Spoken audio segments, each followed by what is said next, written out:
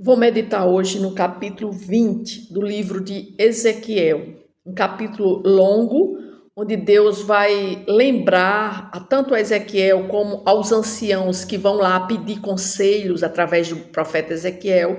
Deus vai lembrar tudo o que aconteceu, desde lá quando eles saíram do Egito até a entrada para a terra de Canaã, e quando atravessaram no deserto durante 40 anos até chegarem na terra prometida. Deus vai rememorar tudo o que aconteceu com os filhos de Deus através do profeta Ezequiel. Mas antes vou fazer uma oração.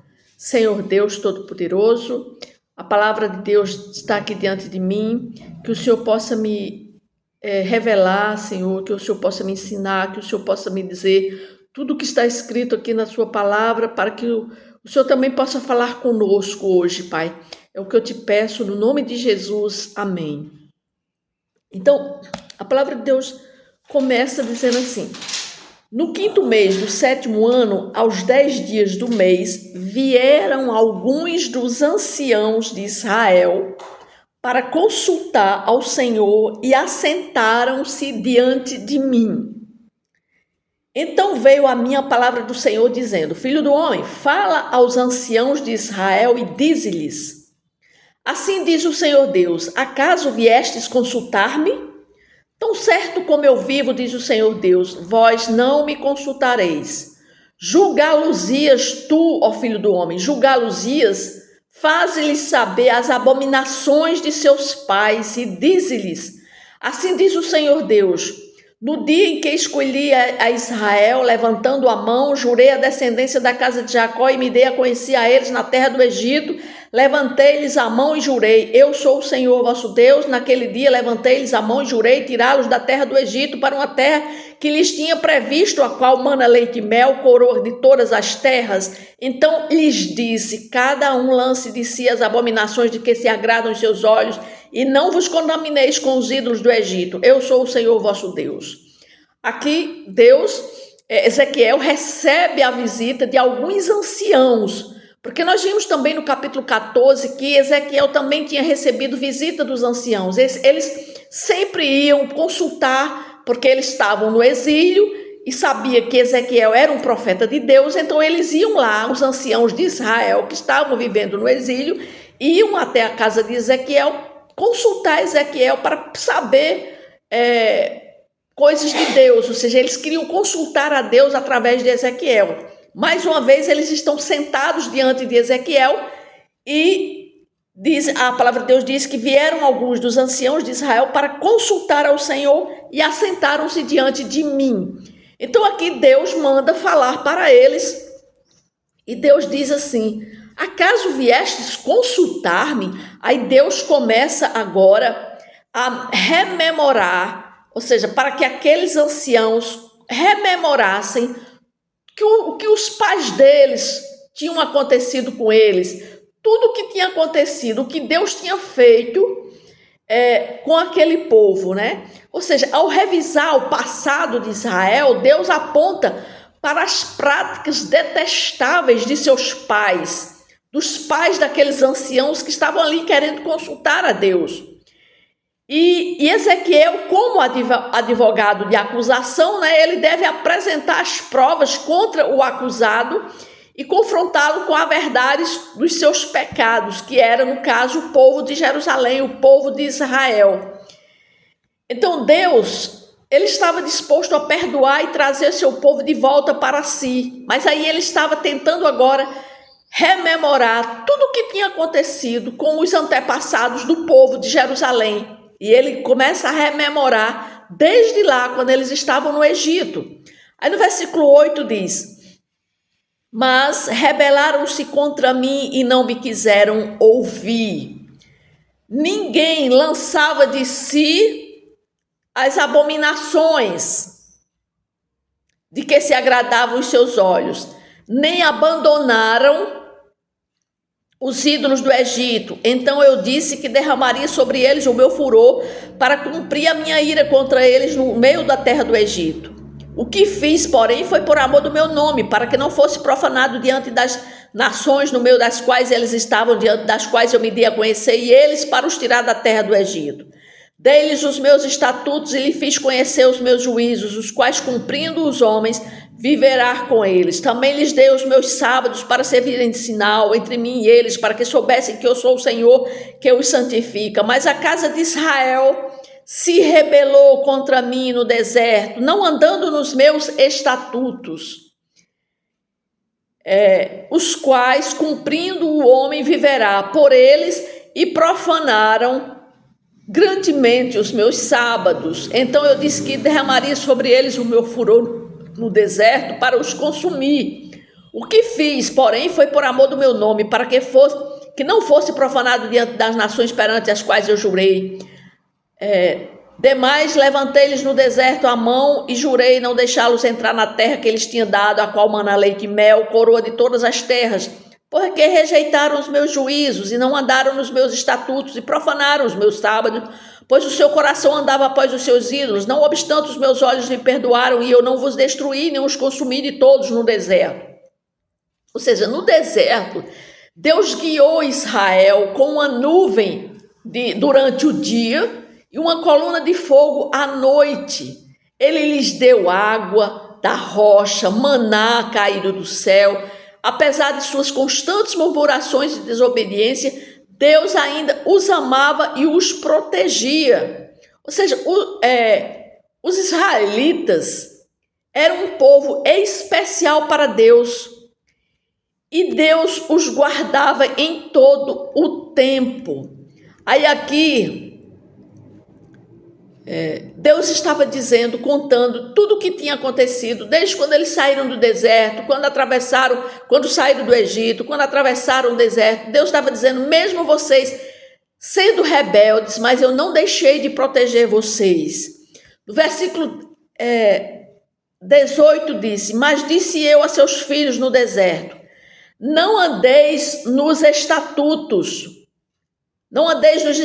de vossos pais, nem guardeis os seus juízos, nem vos contamineis com os seus ídolos. Eu sou o Senhor vosso Deus, andai nos meus estatutos e guardai os meus juízos, e praticai-os, santificai os meus sábados, pois servirão de sinal entre mim e vós, para que saibais que eu sou o Senhor vosso Deus. Mas também os filhos se rebelaram contra mim, não andaram nos meus estatutos, nem guardaram os meus juízos, os quais, cumprindo, o homem viverá por ele. Antes profanaram os meus sábados.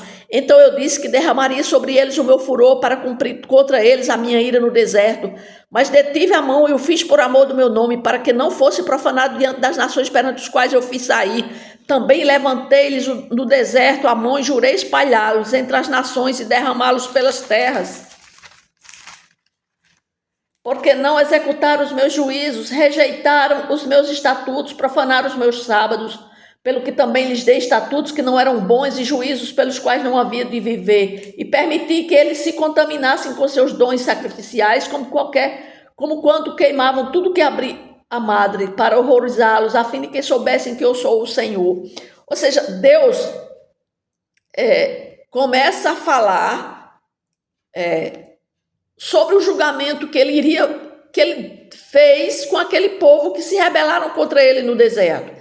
Embora Deus tenha dado a eles todas as oportunidades de bênção que havia dado aos seus pais, eles seguiram o caminho da desobediência. Deus poderia ter destruído essa segunda geração por seus pecados, mas ele poupou-os por causa do seu nome. Em vez disso, ele impôs os julgamentos sobre eles. E o primeiro foi a dispersão, quando Deus os separou e espalhou entre as nações. E o segundo julgamento foi abandoná-los ao pecado, entregando eles aos estatutos das religiões pagãs, às quais Israel se voltou. Embora alguns possam argumentar que Deus estava se referindo à lei mosaica, isso nega a qualidade intrínseca da lei como expressão da justiça de Deus, porque é melhor entender os estatutos e as leis como mandamento das religiões pagãs, que exigiam que os israelitas oferecessem o sacrifício de todo primogênito, mas uma prática que Deus condenava. Então eles preferiam seguir as religiões pagãs do que a ordem de Deus. Ou seja, a entrega daquele povo ao pecado foi um ato judicial de Deus, porque eles se recusaram a seguir seus caminhos justos. Eles se recusaram a seguir os caminhos de Deus. Então, o que nós possamos aprender, né, com essa história de Israel, com essa rebeldia do povo de Israel em todo o tempo, é que a graça de Deus em nossa vida, nós temos essa graça, mas que nós não podemos aproveitar dessa graça para estarmos em pecado contínuo, como aquele povo.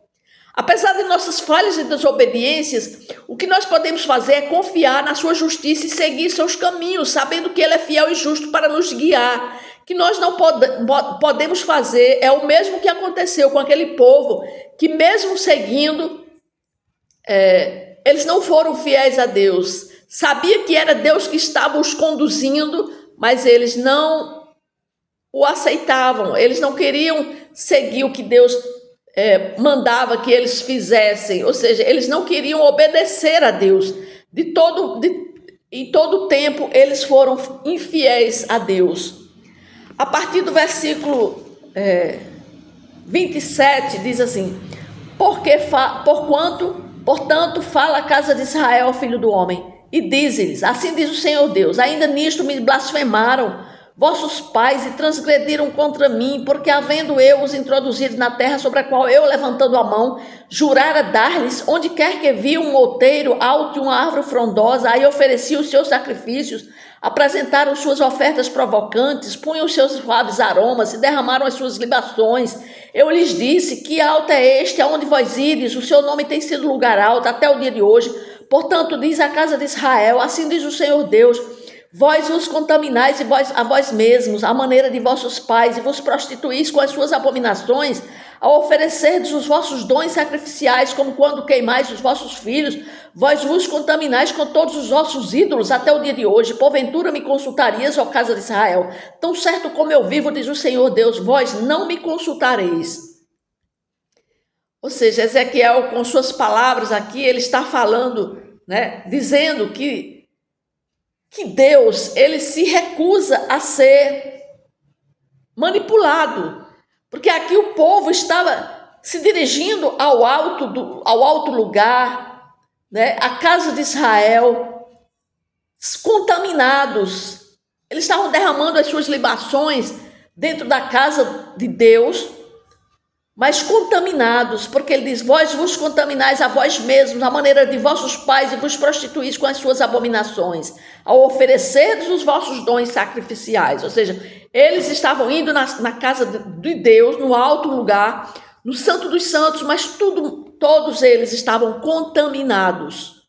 Versículo 32 diz: o que vos ocorre à mente, de maneira nenhuma sucederá. Isto que dizes: seremos como as nações, como as outras gerações da terra, servindo as árvores e as pedras. Tão certo como eu vivo, diz o Senhor Deus, com mão poderosa, com braço estendido e derramado furor, hei de reinar sobre vós. Tirar-vos-eis dentre os povos e vos congregareis das terras das quais andais espalhados com mão forte, com braço estendido e derramado furor. Levar-vos-eis ao deserto dos povos, e ali entrarei em juízo convosco face a face. Como entrei em juízo com vossos pais no deserto da terra do Egito, assim entrarei em juízo convosco, diz o Senhor Deus. Far-vos-eis passar debaixo do meu cajado, e vos sujeitarei à disciplina da aliança. Separarei dentre vós os rebeldes e os que transgrediram contra mim. Da terra das suas moradas, eu os farei subir, mas não entrarão na terra de Israel, e saberei que eu sou Deus. Ou seja, Deus aqui estava falando, porque o povo de Israel, eles desobedeceram repetidamente a Deus, e os entregou à idolatria, mas Deus, não os abandonou completamente. Em vez disso, Deus promete restaurar seu povo e trazê-lo de volta à sua aliança. Ele diz: tirar-vos-ei dentre os povos e vos congregarei das terras nas quais andais espalhados. Ou seja, Deus prometeu trazer Israel de volta a Ele mesmo através de um novo êxodo, assim como o êxodo trouxe Israel à escravidão para o deserto. Este novo êxodo traria Israel dos países onde ele havia espalhado. Deus estava dizendo que ele ia juntar todo o Israel novamente. E ele no versículo 39, ele diz: quanto a vós outros, vós, ó casa de Israel, assim diz o Senhor Deus, ide cada um sirva aos seus ídolos agora e mais tarde, pois que a mim não me quereis ouvir, mas não profaneis mais o meu santo nome com as vossas dádivas e com os vossos ídolos, porque no meu santo monte, no monte alto de Israel, diz o Senhor Deus, ali toda a casa de Israel me servirá, toda naquela terra, ali me agradarei deles, ali requererei as vossas ofertas e as primícias das vossas dádivas, com todas as vossas coisas santas, agradar-me-ei de vós como de aroma suave, quando eu vos tirar dentre os povos e vos congregar das terras em que andais espalhados, e sereis santificado em vós perante as nações, sabereis que eu sou o Senhor, quando eu vos der entrada na terra de Israel, na terra que levantou a mão, jurei dar a vossos pais, ali vos lembrarei dos vossos caminhos, e de todos os vossos feitos com que vos contaminastes, tereis nojo de vós mesmos por todas as vossas iniquidades que tendes cometido. Sabereis que eu sou o Senhor, quanto eu proceder para convosco por amor do meu nome, não segundo os vossos maus caminhos, nem segundo os vossos feitos corruptos, ó casa de Israel, diz o Senhor Deus. Deus estava dizendo aqui que Deus estava falando para eles, né? Que eles não iam mais servir aos ídolos, mas que eles iriam retornar para Deus. Ou seja, nas Escrituras, Deus nos revela sua história com Israel, uma nação escolhida para ser um testemunho vivo da glória de Deus. Infelizmente, o povo de Israel, muitas vezes, eles se desviaram do caminho do Senhor, se entregaram à idolatria, ao pecado. No entanto, Deus não os abandonou, mas pelo contrário, continuou a estender sua mão e graça e misericórdia.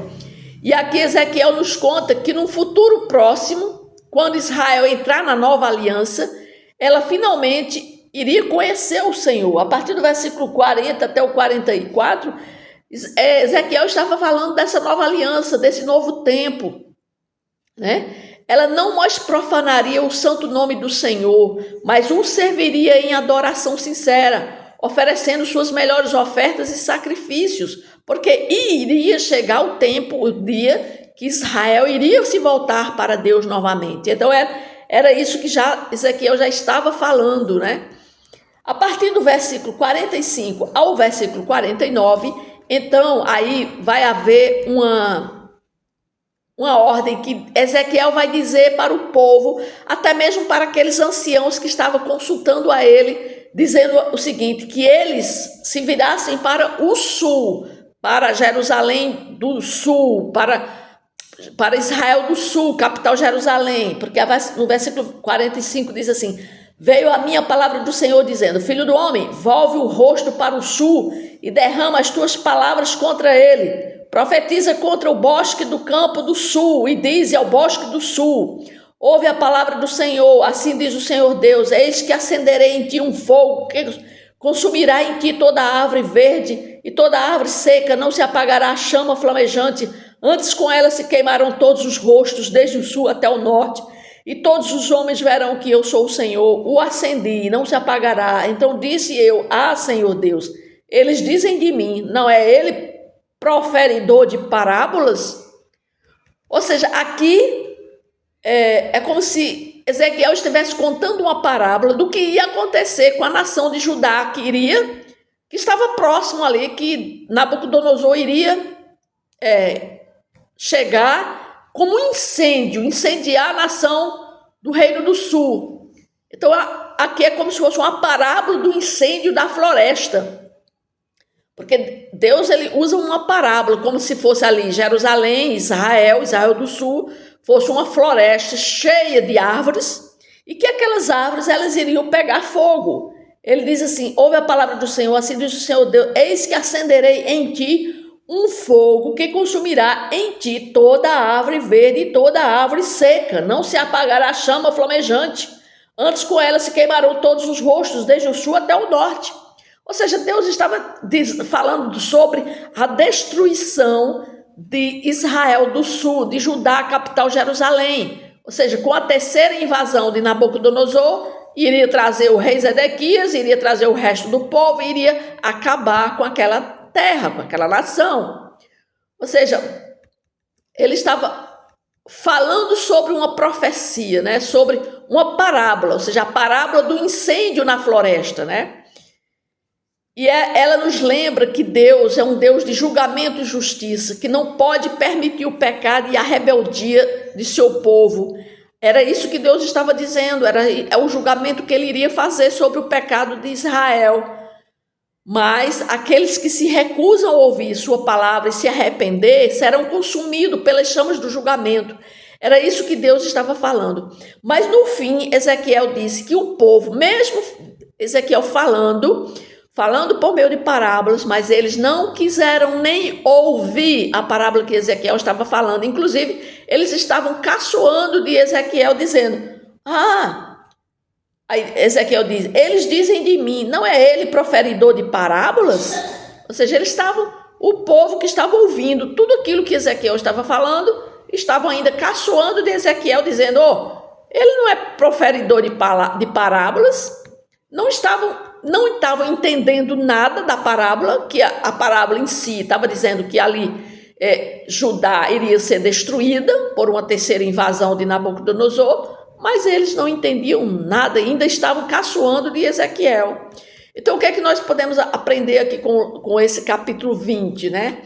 Que aqui nós vemos a história de Israel, um povo que, apesar de suas promessas de fidelidade a Deus, continuaram a se voltar para a idolatria, para o pecado. Ou seja, Ezequiel confronta o povo com sua infidelidade e os adverte sobre a ira vindoura de Deus.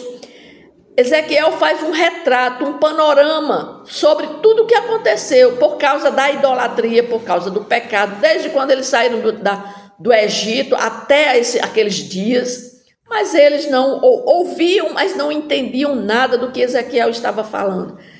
Então, o que nós podemos aprender é que Deus, ele nos tira do Egito, ele nos tira do pecado, mas que ele quer nos ver em obediência a ele, a sua palavra. Nós precisamos lembrar que Deus é um Deus santo e justo, que não pode permitir que o pecado continue na nossa vida. Nós precisamos nos arrepender de nossos próprios pecados e buscar a graça e o perdão de Deus. Isso continuamente. Nós não podemos viver agradando a Deus e ao pecado, servindo a Deus e ao mundo. Não, Deus quer que nós estejamos definitivamente voltados para Ele, para a prática da obediência à sua palavra. É isso que Deus nos mostrou aqui no capítulo 20 de Ezequiel. Deus fez um panorama, uma rememoração de tudo que a história de Israel, tudo que eles passaram, mas que sempre a história foi uma história de rebeldia.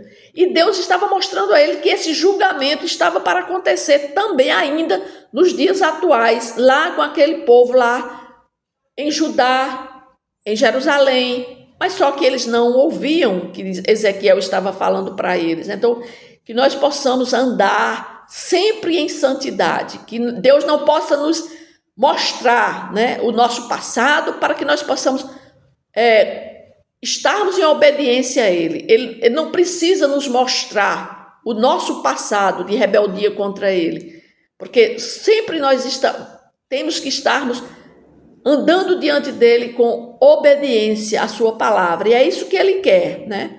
Isso que Ele nos mostrou através da palavra do capítulo 20 é o mesmo que Ele nos diz, né? Que nós não precisamos nos mostrar, Ele não precisa mostrar para nós o nosso passado, para que nós possamos voltarmos para Ele em obediência. Não, nós temos que estarmos em constante obediência à sua palavra. É isso que Ele nos mostrou aqui no capítulo 20. Amém?